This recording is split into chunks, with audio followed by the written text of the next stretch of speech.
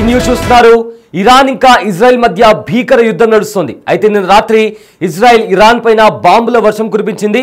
So మొత్తం మీద వ్యూహాత్మకంగా ఇరాన్ను దెబ్బతీసేలా కూడా ఇజ్రాయెల్ మెరుపు దాడులు చేస్తుంది.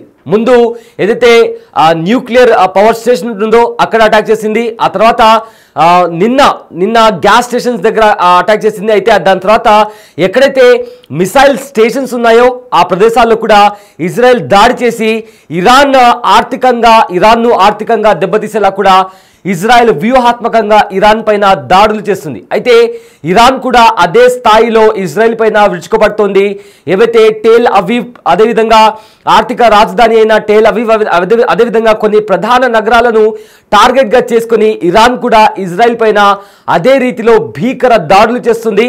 అయితే ఇరాన్ చేస్తున్న దాడులను ఇజ్రాయెల్లో ఉన్న ఐరన్ డోమ్ కూడా తట్టుకోలేకపోతుంది. ఆ రేంజ్లో పరస్పరంగా ఒకరిపైన ఒకరు ఇజ్రాయెల్ ఇంకా ఇరాన్ దాడులు చేసుకుంటున్నటువంటి పరిస్థితి కనిపిస్తుంది. అయితే ఇరాన్ను వ్యూహాత్మకంగా దెబ్బ కొడుతోంది ఇజ్రాయెల్. ఇరాన్ ఆర్థిక మూలాలే లక్ష్యంగా వ్యూహాత్మక దాడులు చేస్తోంది. చమురు, సహజ వాయు క్షేత్రాలు, అదేవిధంగా క్షిపణి కేంద్రాలే టార్గెట్గా కూడా ఇజ్రాయెల్ ఇరాన్ పైన దాడి చేస్తుంది. తొలి రోజు అణుస్థావరాలే లక్ష్యంగా దాడులు చేసింది ఇజ్రాయెల్. ఆ తర్వాత చమురు క్షేత్రాలపై బాంబుల వర్షం కురిపించింది. అయితే నిన్న రాత్రి క్షిపణి కేంద్రాలపై కూడా విరుచుకుపడింది ఇజ్రాయెల్. ప్రపంచంలోనే అతిపెద్ద చమురు క్షేత్రమైన సౌత్ పార్ట్స్ పైన కూడా దాడి చేసింది ఇజ్రాయెల్. దీంతో అక్కడ కార్యకలాపాలు తాత్కాలికంగా నిలిపివేశారు. సైనిక స్థావరాలు, అదేవిధంగా న్యూక్లియర్ పవర్ స్టేషన్స్ ఏవైతే ఉంటాయో దానిపైన, అదేవిధంగా చమురు ఉత్పత్తి కేంద్రాలు, గ్యాస్ నిల్వ స్థావరాలపైన కూడా ఇజ్రాయెల్ దాడి చేస్తుంది. అయితే ఇలా ఒక్కో ప్రదేశంలో ఇజ్రాయెల్ దాడులు చేస్తూ వస్తుంది. సో తీవ్రంగా ఇప్పటికే ఇజ్రాయెల్ చేసిన దాడుల్లో ఇప్పటికే ఇరాన్కి చెందిన అణు కేంద్రాలు కూడా తీవ్రంగా దెబ్బతిన్నాయి. ఇదే విధంగా ఏదైతే యురేనియం కన్వర్షన్ కేంద్రం ఉంటుందో అది కూడా ధ్వంసమైనట్లు ఇప్పటికే మనకు వస్తున్న సమాచారం.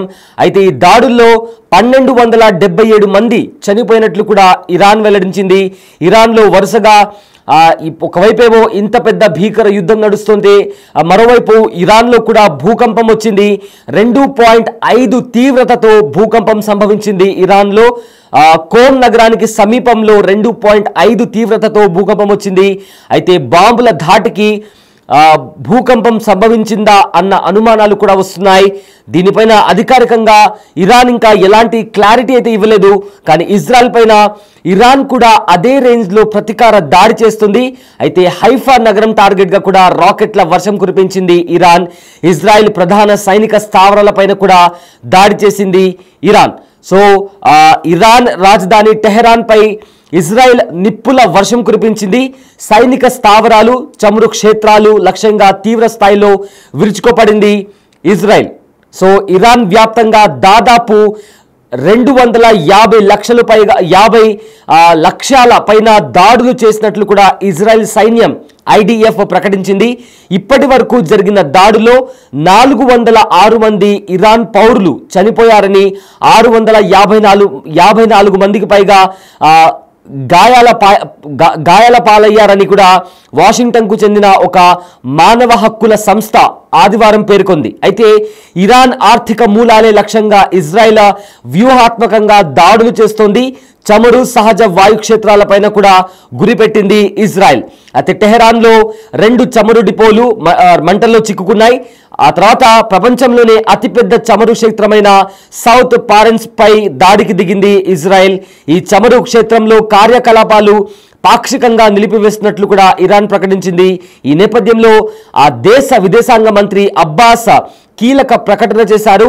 ఇజ్రాయెల్ దూకుడు ఆపితే తాము కూడా దాడులు ఆపేస్తామని కూడా పేర్కొన్నారు. దీనికి ఇజ్రాయెల్ నుంచి ఇంకా ఎలాంటి స్పందన రాలేదు. అయితే మరోవైపు యుద్ధాన్ని ఆపేందుకు తీవ్ర స్థాయిలో కసరత్తు జరుగుతుందని అమెరికా అధ్యక్షుడు డొనాల్డ్ ట్రంప్ కూడా పేర్కొన్నారు.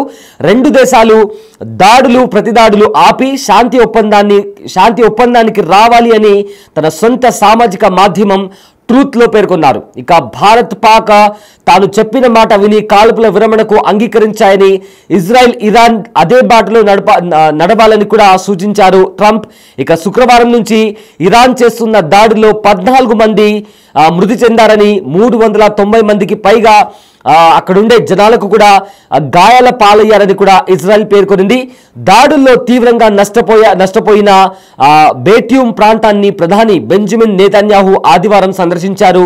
ఈ సందర్భంగా తమ పౌరుల ప్రాణాలు తీస్తున్న ఇరాన్ భారీ మూల్యం చెల్లించుకోవాల్సి ఉంటుందని కూడా హెచ్చరించారు నెతన్యాహు. అయితే ఇరాన్ ఆయుధ తయారీ కర్మాగారాలు ఏవైతే ఉంటాయో అక్కడ నివసించే పౌరులు వెంటనే ఆ ప్రదేశాలను ఖాళీ చేయాలని కూడా ఎక్స్లో ఐడిఎఫ్ పేర్కొనింది. మీ భద్రత కోసమే ఈ హెచ్చరిక. దయచేసి ఆయుధ తయారీ కేంద్రాల సమీపంలో నివసించేవారు అక్కడి నుంచి వెంటనే వెళ్ళిపోండి. మళ్ళీ చెప్పే వరకు ఆ ప్రదేశాలకు రావద్దు. ఒకవేళ మీరు అక్కడే ఉంటే చాలా ప్రమాదకరమని కూడా ఐడిఎఫ్ పేర్కొనింది. ఇక అణుస్థావరాలే లక్ష్యంగా గగనాతల దాడులకు దిగింది ఇజ్రాయెల్. అయితే ఇజ్రాయెల్ పై అంతే స్థాయిలో ప్రతిదాడులు చేస్తుంది ఇరాన్. ప్రజెంట్ అయితే ఇరాన్ కూడా ఒక కీలక ప్రకటన చేసింది. కేవలం ఆత్మరక్షణ కోసమే టెల్ అవీవ్ పై దాడి చేయాల్సి వచ్చిందని కూడా ఆ దేశ విదేశాంగ మంత్రి కూడా తెలిపారు. ఇరాన్ పైన ఇజ్రాయెల్ సైనిక చర్యను ఆపేస్తే తాము కూడా దాడులు ఆపేస్తామని కూడా తెలిపారు. అయితే పరిస్థితులు డిమాండ్ చేస్తే తప్ప ఇజ్రాయెల్తో వివాదాన్ని పొరుగు దేశాలకు విస్తరించాలని తాము భావించడం లేదని కూడా పేర్కొన్నారు. ఇక గతంలో ఎన్నో ఘర్షణలు ఆపాను అంటూ కూడా ట్రంప్ కూడా తనను తాను హైలైట్ చేసుకునే ప్రయత్నం చేస్తున్నారు. అయితే అమెరికా అధ్యక్షుడు తొలి 5 ఏళ్లలో చాలా ఘర్షణలను నివారించానని కూడా ట్రంప్ చెప్పారు. అయితే సెర్బియా, కొసావో, ఈజిప్ట్, ఇథియోపియాల మధ్య శాంతిని నెలకొల్పానని కూడా చెప్పారు. తాజాగా భారత్ పాక్ మధ్య కాల్పుల విరమణ ఒప్పందం తానే కుదిర్చానని కూడా తెలిపారు. ఇక ఇజ్రాయెల్ ఇరాన్ మధ్య కూడా త్వరలో శాంతి నెలకొంటుందని, చాలా సమావేశాలు సంప్రదింపులు జరుగుతున్నాయని, నేను చాలా సంప్రదింపులు చేస్తున్నానంటూ కూడా ట్రంప్ చెప్పుకొచ్చారు. అయితే దీనికి నాకు ఘనత దక్కడం లేదంటూ కూడా ఆయన అంటున్నారు. ఒకవేళ అది దక్కకపోయినా పర్లేదు, ప్రజలు అర్థం చేసుకుంటారంటూ కూడా ట్రంప్ పేర్కొన్నారు. ఇక ఇజ్రాయెల్ దాడుల్లో ఇరాన్ అణుస్థావరాలు తీవ్రంగా దెబ్బతిన్నాయని అంతర్జాతీయ అణుశక్తి సంస్థ ధృవీకరించింది. ఈ మేరకు ఆ సంస్థ డైరెక్టర్ జనరల్ రఫేల్ గ్రోసీ ఐరాస భద్రతా మండలికి వెల్లడించారు. ఇజ్రాయెల్ ధ్వంసం చేసిన వాటిలో నతాంజ్లోని ప్రధాన అణు ఇంధన కేంద్రం ఉందని కూడా తెలిపారు. అయితే మొత్తం మీద యురేనియం కన్వర్షన్ కేంద్రం తీవ్రంగా దెబ్బతిందని కూడా ఆయన వివరించారు. ఇక ఇరాన్కు పాకిస్తాన్ ప్రధానమంత్రి షెహబాజ్ షరీఫ్ సంఘీభావం తెలిపారు. ఇరాన్ అధ్యక్షుడు కూడా శనివారం ఆయనతో మాట్లాడినట్టు తెలుస్తోంది. సో ఇజ్రాయెల్ రెచ్చగొట్టే విధంగా దాడులకు పాల్పడుతుందని కూడా పాక్ ప్రధాని పేర్కొన్నారు. ఇజ్రాయెల్ దాడులను తీవ్రంగా ఖండించారు పాక్ ప్రధాని. ఇక ఇజ్రాయెల్ ఇరాన్ యుద్ధం నేపథ్యంలో భారత్కు చెందిన ఎయిర్ ఇండియా, ఇండిగో విమానాలు కూడా రూట్లను మార్చుకుంటున్నాయి. ఐరోపా దేశాలకు వెళ్లే ఎయిర్ ఇండియా విమానాలు ఈజిప్ట్, గ్రీస్ మీదుగా ప్రయాణిస్తున్నాయి. ఇరాన్ గగనాతలం మూసివేయడంతో ఈ పరిస్థితి నెలకొంది. ఇక టిబిలికి బాకు వెళ్లే ఇండిగో విమానాలు ఇంధనం నింపుకోవడానికి దోహాలో ఆగుతున్నాయి. దీంతో పాటు విమానాల ప్రయాణ సమయం కూడా పెరుగుతుంది. సో మొత్తం మీద ఏదైతే ఇరాన్ ఇంకా ఇజ్రాయెల్ మధ్య ఏదైతే దాడులు జరుగుతున్నాయో పరస్పరంగా భీకర దాడులు చేసుకుంటున్నాయి. అయితే ఇజ్రాయెల్ ఏమో వ్యూహాత్మకంగా ఇరాన్ పైన దాడికి దిగింది. ఏవైతే న్యూక్లియర్ పవర్ స్టేషన్స్ ఉంటాయో, అదేవిధంగా గ్యాస్ స్టేషన్స్ అండ్ ఆల్సో ఏవైతే మిసైల్స్ ప్రయోగించే స్టేషన్స్ ఉంటాయో వాటిపైన ఇజ్రాయెల్ చాలా వ్యూహాత్మకంగా ఇరాన్ పైన దాడులు చేస్తుంటే, మరోవైపు ఇరాన్ కూడా ఇజ్రాయెల్ పైన అదే రేంజ్లో భీకర దాడులు చేస్తుంది. అయితే ఇరాన్ను చాలా వ్యూహాత్మకంగా, అంటే వాళ్ళ ఆస్తి నష్టం కలిగేలా కూడా ఫినాన్షియల్లీ ఇరాన్ వాళ్లకు చాలా పెద్ద మొత్తంలో నష్టం వాటిల్లేలా కూడా వాళ్ళు చూస్తున్నారు. సో మొత్తం మీద ఆ భీకర దాడులకు సంబంధించిన విజువల్స్ కూడా మనము బిగ్ టీవీ స్క్రీన్ పైన కూడా చాలా స్పష్టంగా చూడొచ్చు.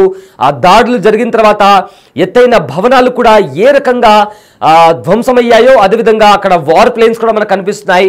ఆ వార్ ప్లేన్స్ కూడా ఏ రకంగా ధ్వంసమయ్యాయో కూడా చాలా స్పష్టంగా కనిపిస్తుంది. అయితే మిసైల్స్తో, డ్రోన్స్తో, అదేవిధంగా రాకెట్లతో ఏ రకంగా ఇరు దేశాలు దాడులకు దిగుతున్నాయో కూడా ఆ విజువల్స్ కూడా మనం బిగ్ టీవీ స్క్రీన్ పైన చాలా క్లియర్గా చూడొచ్చు.